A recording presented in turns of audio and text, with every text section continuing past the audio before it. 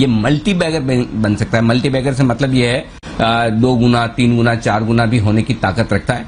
बताएं आशीष, कौन सा स्टॉक है आज आपकी लिस्ट में और उसकी वजह?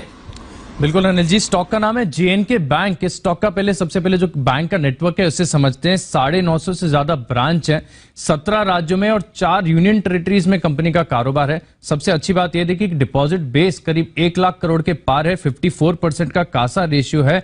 अब देखिए कंपनी में बैंक में एक ट्रांसफॉर्मेशन इसके लिए देखने को मिल रहा है क्योंकि अब जो फोकस है वो रिटेल बैंकिंग पर आ रहा है। इससे पहले अगर आप देखेंगे तो जो होलसेल बैंकिंग है, कॉर्पोरेट बैंकिंग है, यहां पर बैंक का फोकस था।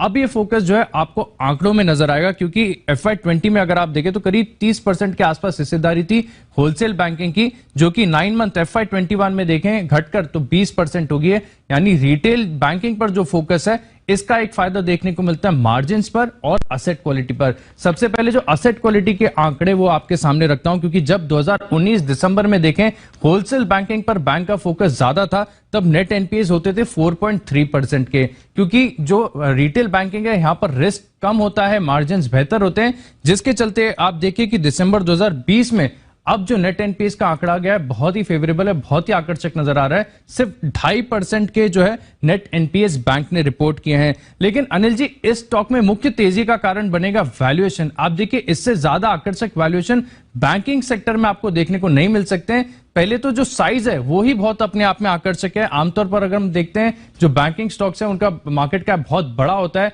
बहुत स्लो मूव करते हैं, लेकिन इसका आप मार्केट कैप देखिए केवल 1600 करोड़ के आसपास का मार्केट कैप है। 11.77% का कैपिटल एडिक्वेसी रेशियो है जो कि बहुत बढ़िया सेफ्टी आपको दिखाता है। और सबसे अच्छी बात, सबसे बेस्ट बात इसमें यह है कि 0.26 टाइम्स के प्राइस टू बुक पर मिल रहा है। और मैंने सभी बैंकों के प्राइस टू बुक देख लिए, इससे सस्ता, इससे अच्छा आपको बैंक नजर नहीं आएगा। जो IOB देख रहा था, इंडियन ओवरसीज बैंक, जिसकी बुक्स पर इतना स्ट्रेस है, वो भी 0.4 टाइम्स के प्राइस टू बुक पर आपको मिल रहा है। यहां पर सिर्फ 2.5% के जो नेट एनपीएस कंपनी रिपोर्ट कर रही है। इसके बाद भी अगर आप देखें तो वैल्यूएशन के लिहाज से इससे सस्ता बैंकिंग स्टॉक बाजार में नहीं है।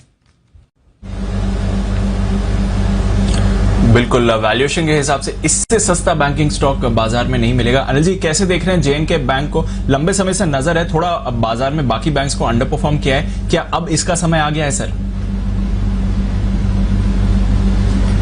वैसे तो दीप, आशीष ने जो कह दिया कि इससे सस्ता मिलेगा नहीं, उसी एक सेंटेंस में सारी बात आ गई है। लेकिन मुझे लगता है अगर बैंकिंग शेयरों में कोई एक मल्टी बैगर बैंक बन सकता है तो वो जम्मू एंड कश्मीर बैंक हो सकता है। ये मल्टी बैगर बन सकता है। मल्टी बैगर से मतलब ये है 2 गुना, 3 गुना, 4 गुना भी होने की ताकत रखता है। और वो जाहिर सी बात है वो कोई साल 6 महीने में होने वाला नहीं है, उसके लिए कई साल लग सकते हैं, लेकिन वो पोटेंशियल है इस बैंक में।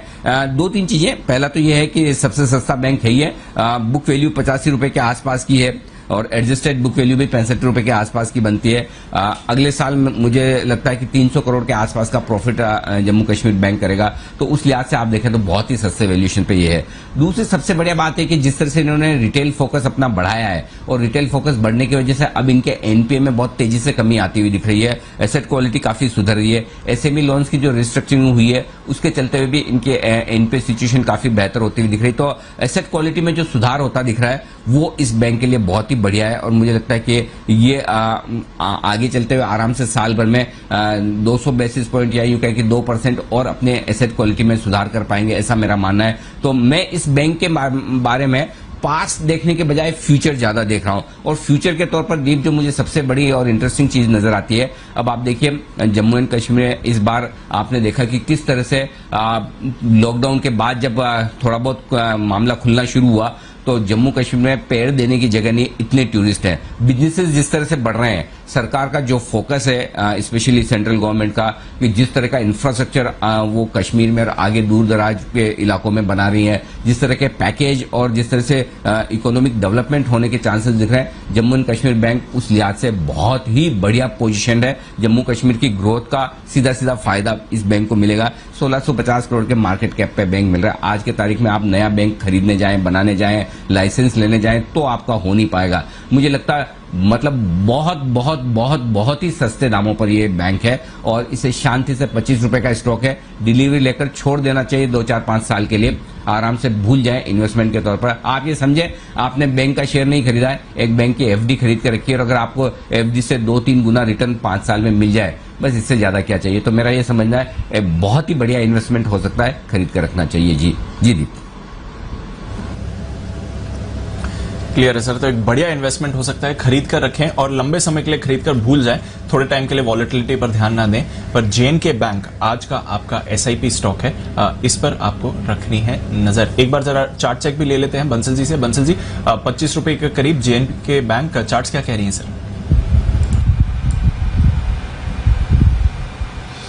देखिए दिवांशु, चार्ट्स इसके पॉजिटिव है। नीचे में 22 रुपीज 23 रुपीज एक मेजर सपोर्ट है। और एक चीज टेक्निकली बोलना चाहूंगा, यहाँ पे पैटर्न ना देखिए, एक इंडिकेटर होता है आरएसआई, रिलेटिव स्ट्रेंथ इंडेक्स, जो कि ओवरबॉट और ओवरसोल्ड बताता है। और इससे पहले जब ये स्टॉक 30 के मार्क को आरएसआई ने टच करा है तो एक रैली देखने को मिली है। इससे पहले टच करा था इसने 14 रुपीज के अराउंड, वहां से एक बड़ा अपमूव देखने को मिला। और ये जो टच करा था ये नवंबर 2020 में करा था। और एज ऑफ नो अगर आप आरएसआई को देखें तो अगेन 30 के लेवल्स को टच कर रहा है और यहां से भी एक बड़ा रिबाउंड देखने को मिल सकता है। तो कोई ट्रेडिंग के नजरिए से ले रहा है, मीडियम टर्म नजरिए से ले रहा है, तो यहाँ पर मैं बोलूंगा 22 रुपए 22 रुपीज का एक स्टॉप लॉस रखें। 22 रुपीज का जो स्टॉप लॉस है क्लोज ओनली बेसिस पे होना चाहिए। और जिस तरीके से स्टॉक ओवरसोल्ड है, एक रिबाउंड देखने को मिल सकता है, तो टारगेट के धागों में ना बांधे। स्टॉप लॉस डिफाइंड है 22 रुपीज के नीचे की क्लोजिंग आई तो एग्जिट है और बाय एंड होल्ड करें। क्लियर है सर, तो एक बढ़िया इन्वेस्टमेंट हो सकता है, खरीद कर रखें और लंबे समय के लिए खरीद कर भूल जाएं, थोड़े टाइम के लिए वॉलेटिलिटी पर ध्यान ना दें। पर जेएनके बैंक आज का आपका एसआईपी स्टॉक है, इस पर आपको रखनी है नजर। एक बार जरा चार्ट चेक भी ले लेते हैं बंसल जी से। बंसल जी, 25 रुपए के करीब जेएनके बैंक का चार्ट क्या कह रही है सर? देखिए दिवांशु, चार्ट्स इसके पॉजिटिव है। नीचे में 22 रुपीज 23 रुपीज एक मेजर सपोर्ट है। और एक चीज टेक्निकली बोलना चाहूंगा, यहाँ पे पैटर्न ना देखिए, एक इंडिकेटर होता है आरएसआई, रिलेटिव स्ट्रेंथ इंडेक्स, जो कि ओवरबॉट और ओवरसोल्ड बताता है। और इससे पहले जब ये स्टॉक 30 के मार्क को आरएसआई ने टच करा है तो एक रैली देखने को मिली है। इससे पहले टच करा था इसने 14 रुपीज के अराउंड, वहां से एक बड़ा अपमूव देखने को मिला। और ये जो टच करा था ये नवंबर 2020 में करा था। और एज ऑफ नो अगर आप आरएसआई को देखें तो अगेन 30 के लेवल्स को टच कर रहा है और यहां से भी एक बड़ा रिबाउंड देखने को मिल सकता है। तो कोई ट्रेडिंग के नजरिए से ले रहा है, मीडियम टर्म नजरिए से ले रहा है, तो यहाँ पर मैं बोलूंगा 22 रुपए 22 रुपीज का एक स्टॉप लॉस रखें। 22 रुपीज का जो स्टॉप लॉस है क्लोज ओनली बेसिस पे होना चाहिए। और जिस तरीके से स्टॉक ओवरसोल्ड है, एक रिबाउंड देखने को मिल सकता है, तो टारगेट के धागों में ना बांधे। स्टॉप लॉस डिफाइंड है 22 रुपीज के नीचे की क्लोजिंग आई तो एग्जिट है और बाय एंड होल्ड करें।